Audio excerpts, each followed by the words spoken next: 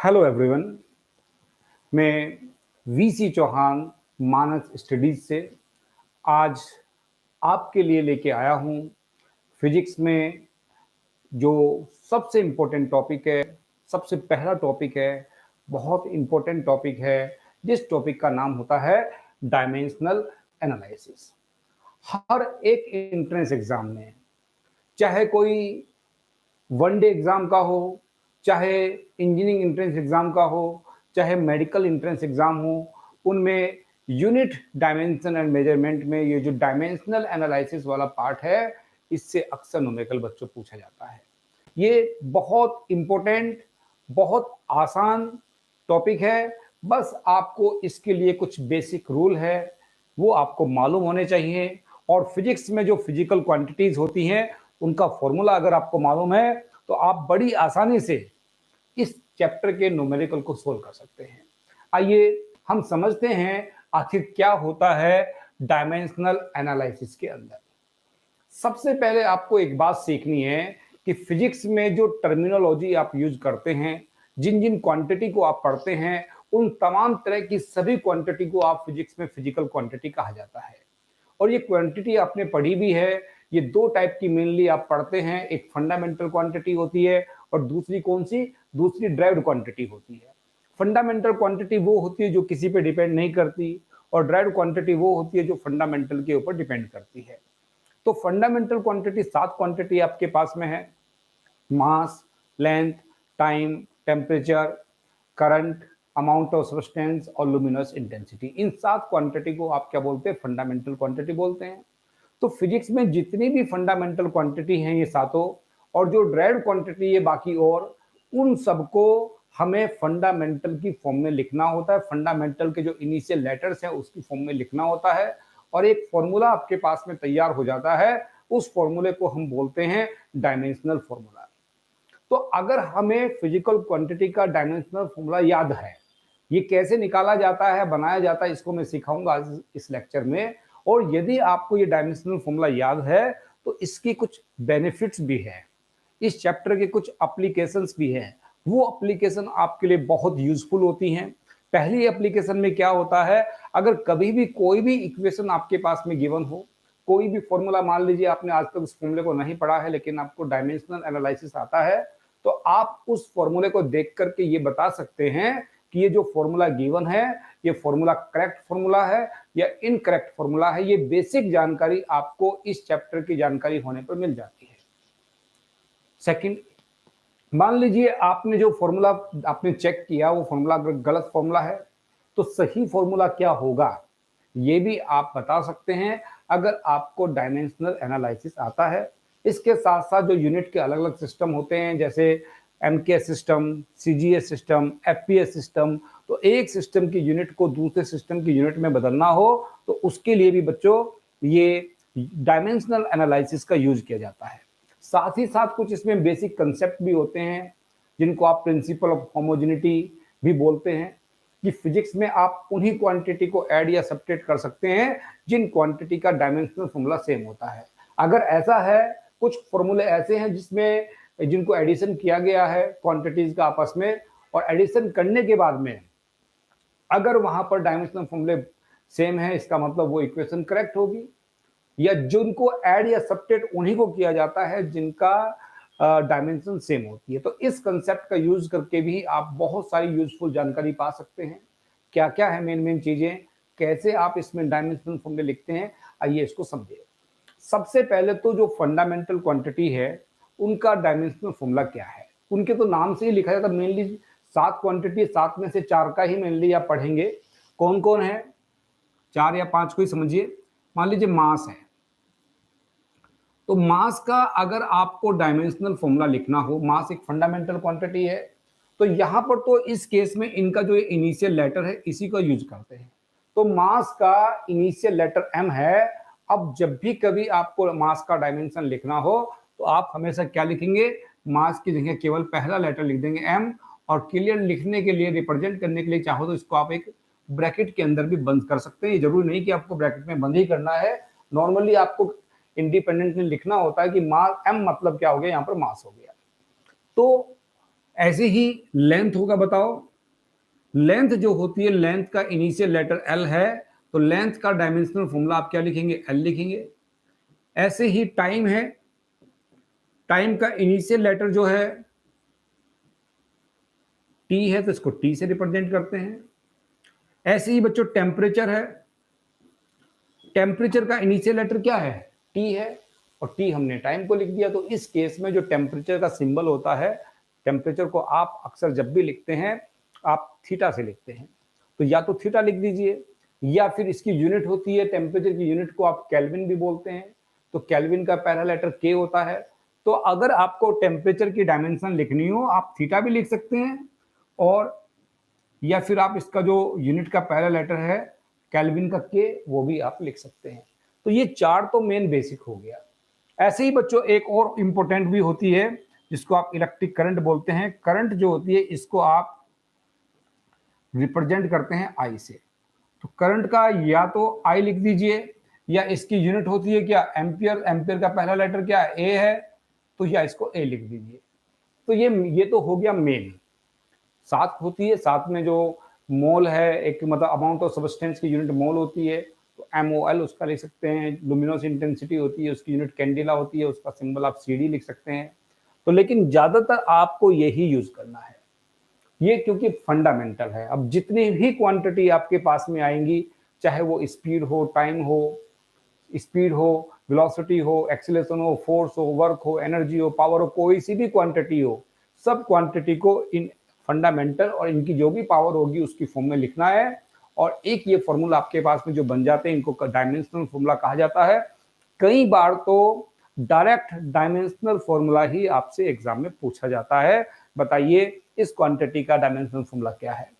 तो उसके लिए आपको उन क्वांटिटी के जो बेसिक फॉर्मूले वो आपको मालूम होने चाहिए, क्योंकि जब तक बेसिक फॉर्मूला नहीं मालूम होगा तब तक नहीं हो पाएगा। इसमें एक बात का विशेष आपको ध्यान रखना है, जैसे मैंने यहां पर लेंथ लिखी है, अब लेंथ में कोई सी भी लेंथ हो सकती है। सपोज कीजिए यहां पर जो मैंने लिखा है ये जो लेंथ है, मान लीजिए मैंने लिखा यहां पर हाइट है कोई, अगर हाइट का आपसे पूछा जाए डायमेंशन क्या होगी, तो हाइट भी एक तरह की लेंथ ही है। ये नहीं कि हाइट के प्लेस पे h लिख देंगे आप, हाइट का इनिशियल लेटर। आप हाइट की जो यूनिट होती है वो मीटर होती है, तो जिस क्वांटिटी की भी मीटर यूनिट है उसका डायमेंशनल फॉर्मूला आप एल ही लिखेंगे। तो आपने हाइट का एल लिख देंगे। ऐसे ही अगर विड्थ लिखा हो उसका भी एल होगा। अगर यहां पर थिकनेस लिखा हो, थिकनेस भी क्या होती है, मोटाई, उसकी भी क्या होती है, आप उसकी डायमेंशन भी क्या लिखेंगे, एल लिखेंगे। यहां पर ब्रेथ लिखा हो, चौड़ाई, इसकी भी एल लिखेंगे। अगर मान लीजिए डिस्टेंस लिखा हो, तो डिस्टेंस भी एक तरह की लेंथ ही होती है, उसका भी डायमेंशनल फॉर्मूला क्या लिखेंगे आप, एल लिखेंगे। और डिस्प्लेसमेंट लिखा हो, डिस्प्लेसमेंट का भी एल लिखेंगे। किस किस का एल लिखा जा, डायमेंशनल फॉर्मूला लिखा जा सकता है वो मैं आपको बता दे रहा हूं, ये क्योंकि अक्सर इनका यूज करना पड़ता है आपको। डिस्टेंस का एल, डिस्प्लेसमेंट का एल, रेडियस का डायमेंशन भी एल लिखेंगे, डायमीटर जो होगी उसका भी एल लिखेंगे, आर्क हो आर्क का भी एल लिखेंगे, एम्पलीट्यूड हो एम्पलीट्यूड का भी आप एल लिखते हैं, वेवलेंथ हो। इन सब फिजिकल क्वांटिटी की जो यूनिट होती है, इन सब फिजिकल क्वांटिटी की जो यूनिट आप इन सब फिजिकल क्वांटिटी की यूनिट मीटर होती है, और इन सब का जो डायमेंशनल फॉर्मूला आप लिखते हैं वो क्या लिखते हैं बच्चों, वो आपको एल लिखना पड़ता है। तो ये आपको याद करना है। आइए अब जो दूसरी ड्राइव्ड क्वांटिटी होती है उनकी जो डायमेंशनल फॉर्मूला है वो कैसे निकालते हैं, और उनके ऊपर किस तरह के सवाल आएंगे उनको भी सीखेंगे हम। आइए इसको जानते हैं। अब मान लीजिए आपके पास में सबसे बेसिक जो है ड्राइव्ड क्वांटिटी में पहला मान लीजिए एरिया लिखा है। अगर एरिया का जो आपको डायमेंशन निकालना हो, एरिया किसी का भी एरिया हो, चाहे आप डिस्क का एरिया निकालें, आप स्फीयर का एरिया निकालें, सरफेस का एरिया निकालें, सिलेंडर का एरिया निकालें, किसी का भी एरिया निकालें, कोई सा भी फॉर्मूला लिख दें, हमेशा एरिया की जो डायमेंशन होगी वो क्या होगी, किसी भी फॉर्मूले से निकालना सेम आंसर आएगा। मान लीजिए मैंने यहाँ पर एरिया लिख दिया, किसी सॉलिड स्फीयर का जो एरिया होता है वो 4 पाई r स्क्वायर के बराबर होता है। इसमें 4 पाई तो एक कांस्टेंट है, तो आर क्या है, रेडियस, रेडियस का मैंने आर बताया आपको एल होता है, तो यहाँ आर का स्क्वायर है तो क्या हो जाएगा, एल का स्क्वायर हो जाएगा। तो यहाँ पर जो बनेगा आपके पास में डायमेंशनल फॉर्मूला, एरिया का डायमेंशनल फॉर्मूला आप लिखेंगे एल स्क्वायर। ऐसे ही जितनी भी अलग अलग क्वांटिटी है उनका आप लिख सकते हैं। जैसे मान लीजिए वॉल्यूम है, वॉल्यूम का क्या होता है फॉर्मूला, कोई भी लिख लीजिए, चाहे LBH लिख लीजिए या 4/3 पाई आर क्यूब लिख लीजिए, इसका बनेगा बच्चों एल क्यूब।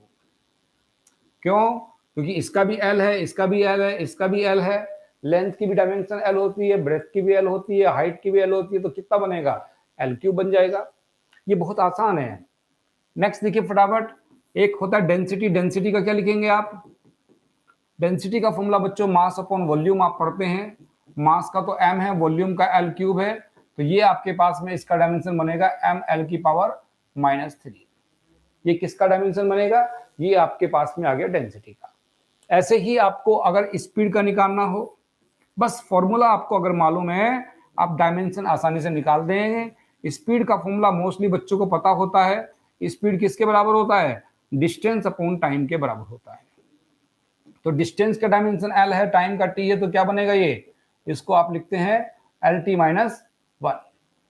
स्पीड का dimensional formula distance upon time से जब आपने कैलकुलेट किया तो कैसे फाइंड किया, speed equal to distance upon time. Distance का एल होता है, टाइम का टी होता है, तो टी को जब ऊपर लिखेंगे तो टाइम का इनवर्स हो जाएगा, तो यानी कि एल टी की पावर -1, ये इसके पास में मतलब स्पीड का ये डायमेंशनल फॉर्मूला होता है। ऐसे ही आपको मान लीजिए वेलोसिटी का फाइंड करना है। वेलोसिटी की क्या होगा बताओ, इसका फॉर्मूला होता है बच्चों डिस्प्लेसमेंट अपॉन टाइम।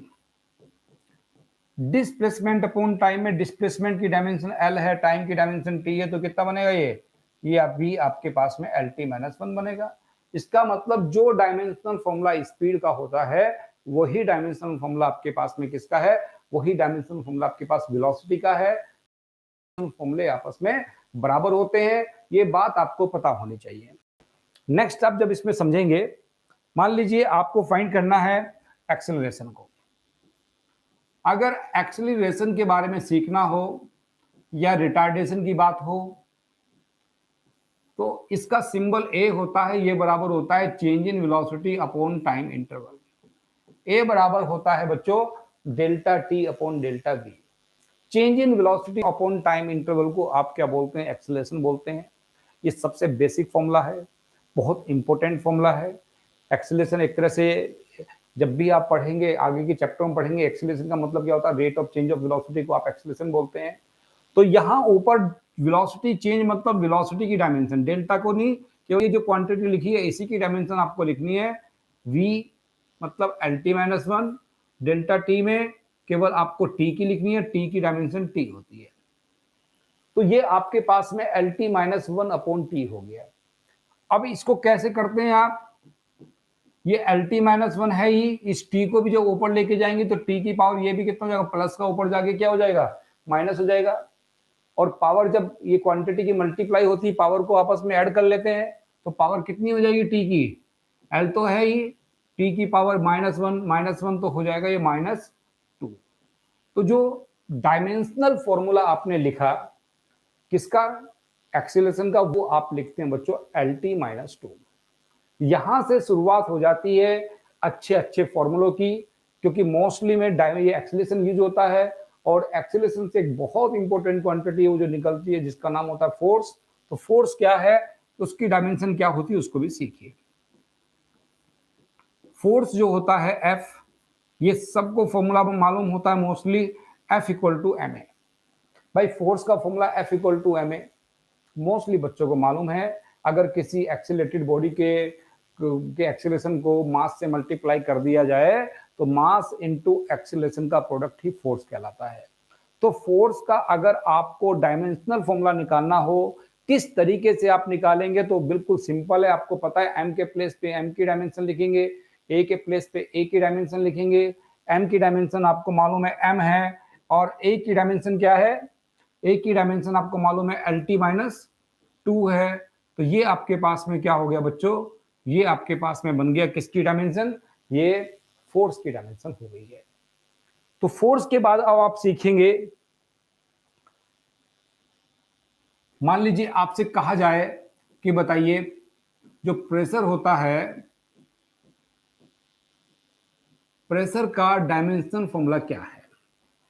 तो प्रेशर का अगर आपको मान लीजिए डायमेंशन फॉर्मूला निकालना हो तो कैसे प्रेशर का डायमेंशन फॉर्मूला निकालेंगे। तो सबसे पहले तो प्रेशर का जो बेसिक फॉर्मूला है, प्रेशर इक्वल टू किसके होता है, फोर्स अपॉन एरिया के बराबर होता है। प्रेशर इक्वल टू कितना, फोर्स अपॉन एरिया।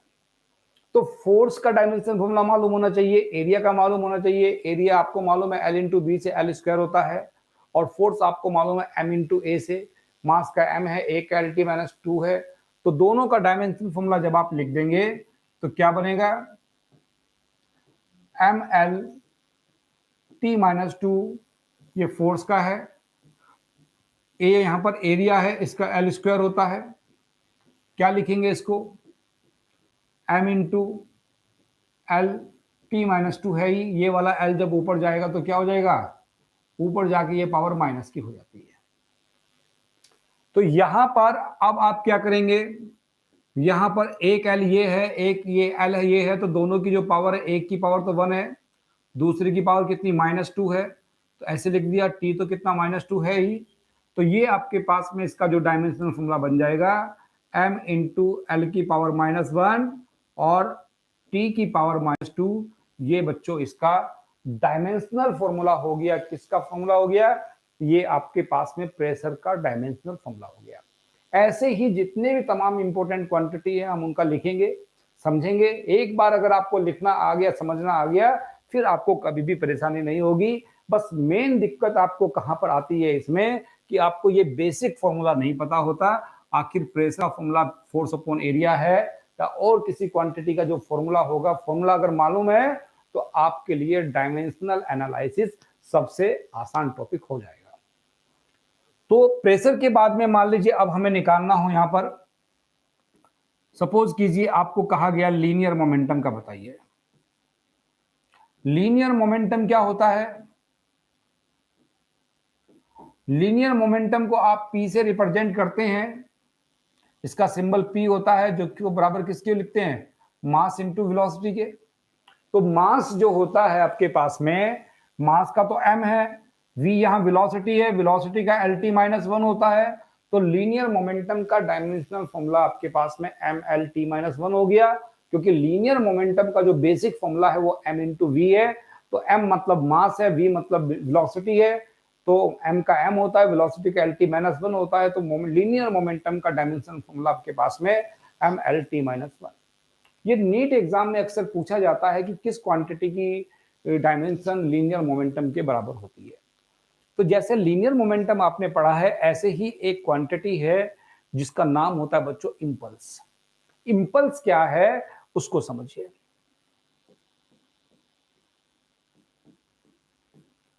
इंपल्स क्या होता है, अब ये टर्मिनोलॉजी जो यूज करते हैं या क्वांटिटी का जो नाम होता है, कुछ बच्चों को तो मालूम है इंपल्स क्या है, कुछ को पहली बार सुन रहे होते हैं, कुछ को पता ही नहीं होता इंपल्स क्या चीज है।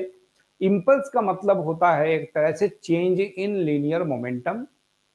चेंज इन लीनियर मोमेंटम बोल दीजिए, या फिर product of force and time interval बोल दीजिए। तो ये फॉर्मूला न्यूटन सेकंड लॉ से निकल जाता है, delta P equal to F into delta T. तो डेल्टा पी जो होता है उसको आप बोलते हैं चेंज इन लीनियर मोमेंटम, यानी कि यही इंपल्स के बराबर होता है। तो या इसको product of force and time interval बोलते हैं। तो इसके जब डायमेंशन निकालते हैं, आपको बता दें कि डेल्टा की तो कुछ नहीं होगी, पी के प्लेस पे पी की लिख दीजिए, पी वही है लीनियर मोमेंटम कितना, mlt -1।